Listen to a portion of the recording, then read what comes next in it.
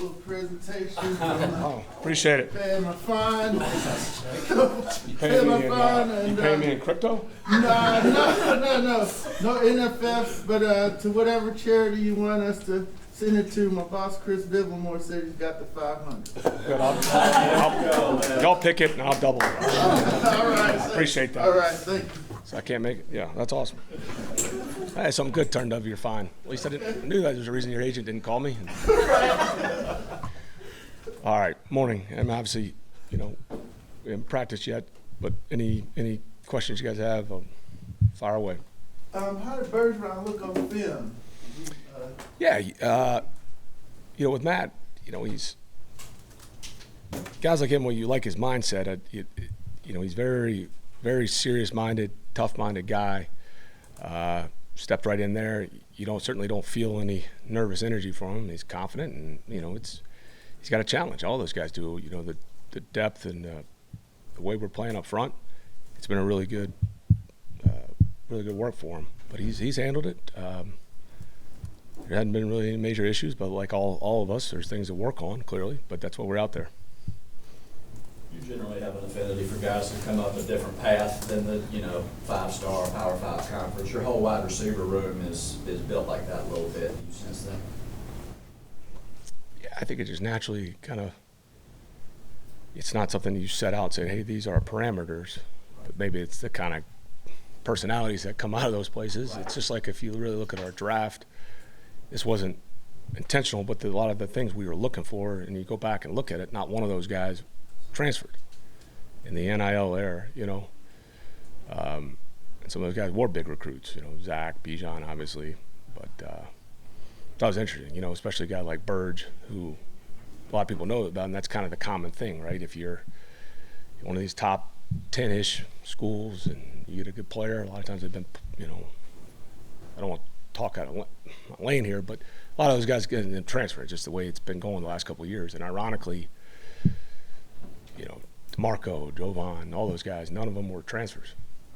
Do you find a corresponding trait on the field for guys like that? Maybe perseverance. Yeah. They're all different and unique, and but it is funny. I mean, you look at our quarterback room right now. I was joking about the other day, and but I was serious. They're all kind of unconventional. Their pass. You've mentioned NIL a few times in the last. I'm fascinated by it. No, really? Yeah, I mean, I try to educate myself on a lot of things. Like you try to stay in tune. I mean, you learn stuff from other industries, and I mean, these are the guys coming in. Those are your future. It's your future workforce, and things change so quick. And a lot of people, they go back to their own experiences. Well, that's so outdated. The things that. The way college football was run and programs were run, in the early 2000s when I was in North Carolina, I mean, it's night and day different now. And I haven't been in college football since 2010. And like anything, I'm curious about a lot of things, and I try to educate myself and knowing what's going on, not only in our industry, but around the world. Because I think that's a good way to learn, and maybe something somebody's doing in another industry sparks an idea, and you kind of goes from there. But the NIL, I am fascinated by it. Because it could have a huge impact on a lot of these guys' mindset coming out.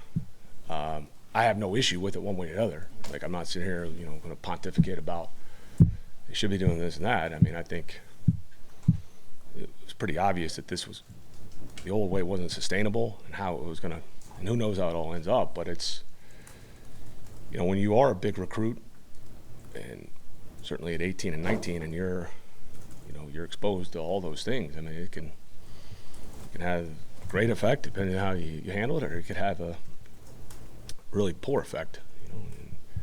And those are just one more things you're looking into. I was going to say, so when you are looking at prospects, do you actually pay attention to what NIL deals they have, kind of how that's all works? What they have. I just want to hear from them. Like, I'm not looking to see if the local wing stop has NIL. That's not what it's. I'm just curious, just to learn what's going on out there, what's going on the ground, who's right. Forever the agents were like pariahs. You couldn't get with within 20 miles of a college campus, they'd be trying to like run you out of there. And now some of these high school kids, I mean, locally, you look at it, right? There's some huge recruits, and guys are like 14, and they have agents. You know, that has an effect. I mean, what they're exposed to, and you're just trying to learn. And there's nothing wrong one way or the other. Just trying to figure out what the hell's going on. There's some hammering in college football that, this current thing is unsustainable, and, there's no fix. Do you have an opinion on that? Do you see a fix? Do you worry about its stability? I don't spend a lot of time doing that. Just not, my job description. I mean, certainly you've been asked that before, Josh. I'm not going to go on record with some opinion. I mean, I just know that usually throughout the history of time, when things can't sustain, they won't. And the market, a lot of times, usually fixes itself somehow. And it's like anything in consumer market. We can get at, some narratives or some advertising blitz gets pushed on us, and if nobody likes it, your customers don't like it, nobody's going to either watch it. If you're in the entertainment and show business or whatever you want, streaming, that'll tell you what's going on. And if whatever's going on out there, again, I'm not into that. That's not my job. That job's very different than my job. But it sounds to me that it's unsustainable. So usually something will happen. It'll come to a head some way or another. I have no idea how. But usually that's what happens. Sorry. I'm sorry. I thought you gonna be able to wear that outside? I got it. What I'm saying. Hey, Woodside, unconventional Toledo Mac guy, came in to help y'all out last year. How's he doing? Does the new quarterback room help him? And what we're expecting, we're gonna probably see him a lot next year. Yeah, and he deserves those opportunities. I've been with Logan a long time. He's come a long way, and he's a really, really interesting guy, really smart guy. Obviously, lit up the Tuesday, Wednesday night action back at Toledo. We had him briefly in 18 in Tennessee, and then we signed him in 19. And, he changed a lot, grown a lot as a person, and certainly as a player. And, I think Ryan Tannehill had a huge impact on his career. He kind of attached himself to his hip, and in 19 and 20, he did a really nice job. Obviously, he was our backup in 20. And those guys, quarterbacks, a lot of times the guys in those backup roles, if they're damn near like another assistant, they handle that job right. And so see where he's at now at this point, not being with him for a season and 3/4, however it was when we got him back. He's in a different place, and I think he had a good spring, and so far it's translated. I mean, he's doing a nice job. It's a really cool story, and we'll see where it goes. I wanted to go back to the NIL thing for just one more second, because I know you don't really want to talk about it as much, but when you see a guy like Bijan kind of come to the pros and really adjust well, do you think that in this era of NIL and kind of getting all that stuff thrown at you at such a young age that equips you better for that transition as a pro? I think it helped him, right, where he could have a negative effect, where I think the way he handled it, and there's been other guys, and that we really liked it. You're not going to draft them all, that handled it real well. In some ways, it probably exposed him more. He's way more mature of a person because things are thrown at him. And not only the NIL, it's the bubble you're in now. Nobody would probably admit to it in here, but if you're smartphone age where everything now is recorded, I mean, probably a few things that you wouldn't have wanted to be like, damn it, I shouldn't have recorded that when I was 20. But these guys, they're almost in a bigger fishbowl. So when you get exposed to that, like, they're way more mature in a lot of ways than guys were probably 10 years ago. Certainly than I would venture my era was coming out, and that demographic. But yeah, so I think you can look at it as a positive, how he's handled everything. It's hard to wipe the smile off of Darby's face yesterday, talking about the excitement and belief he has in this team, this system. How much is that just you guys better from where he was as a rookie and his growth? Or what did you see? Yeah, absolutely. That's Frankie every day. That's authentic. I mean, he's wound up and he's ready to go. And But, guys coming from, the offense he came from and the transition he's had, and, as he's hitting in year 3, I mean, he's been through a couple camps. He's got a little bit of regular season action, and, it's a big year for him. But that's why people like, he's one of the guys people gravitate towards. You like being around guys like that. He's just full of energy every day, and it's not fake. That's who Frankie is. And so, see, this another guy is a big camp for him. We were talking about Bijan yesterday, and he made the comment that something that has really stuck with him from coaching from you and Rags and Michael Petrie was this idea of don't settle for anything. Why is that a message that you want to convey to someone like Bijan? Well, there's a ton of expectations on him. And when you come out, and it's the same thing with Kyle. Drake didn't have quite the hype. Drake was invested in him early for whatever reason. Those guys were in the modern era. I mean, there was so much hype about those guys coming out that a lot of times, I mean, it's like human nature. I think you think there are certain things that are pretty easy for him, and when you're that talented, and sometimes they don't know how much more they can really do, and you try to pass that wisdom down, or hey, if you really want to be to this next category, that here's what your mindset is, here are the habits you need to create, and he's got to understand that. We can tell him all, and he's done a really nice job handling that, because that's why. I mean, there's certain things that he can do that are easier than other players, and that's not to take away anything, because he works extremely hard, but it's our job to push him and try to get him not only successful as a rookie, but as he's going year after year to reach his potential, assuming that's what he wants for himself. Arthur, you talked at the end of the last season about one of the goals this year is to create more explosives offensively. Yeah. How do you gauge your progression in that aspect in the setting of a training camp? Because I would imagine that you can do a lot of that in the game flow. A lot of that, yeah, that's where it's hard in training camp sometimes. I mean, that's what training camp's for. Whether, Josh, and you're asking about accuracy too. I mean, there's all 11 need to be on the same page. I mean, we had a throw yesterday.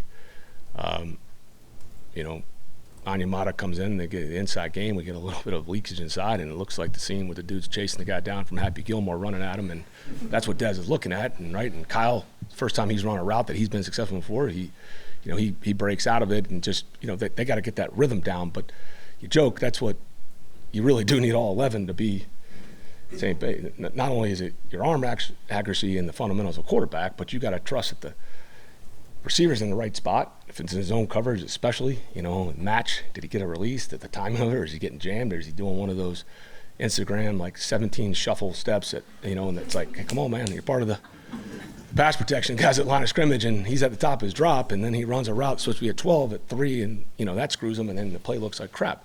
So it takes everybody to do that. It's a team game, and those are things you're working through, and then you're not tackling, and there isn't the pressure. Like some guys take chances. I've seen in practice where guys take chances because there's no consequences from that pocket. We're not going to let anybody light up the quarterback in practice. That's what you get those real pocket feels, and that's what, to me, that's one of the biggest transitions from college to the NFL, depending on how many real pockets, because it collapses so quick in the NFL. Not even say collapses, it's just guys on you so fast. Some of those things, and you look, and there's such a big disparity in the matchup sometimes in college. The guy's back there for 6.5 seconds. It's like, wow, you really progressed. Yeah, well, you got about maybe 2 and some change right there. That 5, that progression is not real. Like that, we're not going to get those 7-on-7 pockets. That's not the National Football League. Bijan was talking yesterday about his preparation and not only going over your film and your plans, but watching other linebackers and defensive linemen. He said he looks at Devontae Adams to see how he lines up as a wide receiver. Is that just how, I mean, you can't teach that, right? Is he just wired differently? I mean, are there many other examples of guys just looking at film of things that are just not their position? Well, it's all accessible now, and I think it goes to his mindset about learning. Like, you can learn from everybody. It's why you go back and study history. I look at different coaches or different programs, and you try to see how they built this, or they hit this obstacle. How did so and so handle it? Or in other industries too. You you can learn a lot from history if you're willing to. And so I take it as a guy that say, hey, what did this player do to make us so successful? Why did Jerry Rice, what did he do? What were his habits? That's the thing, and I don't have the perfect answer to, but you're taking everything as we've advanced in a lot of the sports science. Well, if you go back and you watch some of those guys and the way those guys practice, and don't want to make you too nostalgic, D-Led, but those guys on a Friday in season, they're taking tons of reps full speed. Now it's like very risk averse. What is the best way? Well, that's a very subjective argument. You can go to the side of data and get with all these, we can create all these really cool numbers and pie charts and look real smart. But that's the thing. You're trying to research it to make the best decision for how to train all this stuff. But you go back and look at Walter Payton. You look at those guys that are just relentless. You look at the way Kobe Bryant prepared in basketball, and it's like, nobody blew a whistle and his little thing went off and said, hey, take Kobe out of practice. He's worked too hard, So, and I'm not making light of that because there's a lot of good data coming out of it, but it's the fine line. What you're trying to say is like, why were these guys why did this guy play 19 years? And, some of these guys, they can't get to their late 20s, or in other sports, these guys are getting injured catastrophically at 21, 22. Is it because of maybe the amount, the overuse of those muscles? Now we're talking about youth sports. I don't want to anger a lot of the youth trainers around here, but it's an interesting study, and we don't have those final answers. But that's where sports changed a ton in the last 20 years. Like in certain sports, like the high school sports season doesn't even mean anything anymore. So you go back to all those habits. All right, what's the modern data? What are we learning? What's really accurate? What's not? So those are things I don't have the arrogance and act like I have all the answers, but those are things if you really are curious, you're trying to question and come up with the best answers. If that makes sense to you. And I think when you look at a guy like Bijan, it's exciting that he wants to go back and learn. He's not Devontae Adams. There's nobody else that's going to be Bijan Robinson. They're all different. But there is things you can learn. Okay, well, how do you handle this look on coverage, or whatever it is? So I think more than anything, I think it says to his mindset being an active learner, and that's what you like about him. Do you suggest certain players or certain things, whether it's history or football or whatever, choose Bijan in that scenario? Or these guys are their own men. There's a lot of things I suggest. I'm not going to get into the details of, but these guys, I can suggest all I want, and then when somebody leaves the building, it's what they do on their own. So yeah, these are interactive relationships you build with guys. You're always pushing them, but it's a credit to him. Going back to how he handled it in Texas, being in Austin, one of the biggest celebrities. It's like him and Matthew McConaughey. So. A lot of players Yeah. reported to visit yesterday. Any decisions on signings at this time? You talking about some of the workouts? Yeah. That's just our standard operating procedure. You got 90 guys, and maybe something for a future list, or maybe in a transaction you make now, depending on the health of your team and where you feel like you're short. That's all we're doing. Coach, how happy are you with Kyle Pitts' ramp up? I think yesterday was the first time he participated in 11-on-11s. Is that progressing the way that you've been hoping? So just paying attention. We'll just be a little bit more every day. Again, I think he's right on. He's on the right path, and we'll assess, and we do that on a daily basis. And very, very encouraged. It's good to know you're paying attention. All right, thank you. Thanks.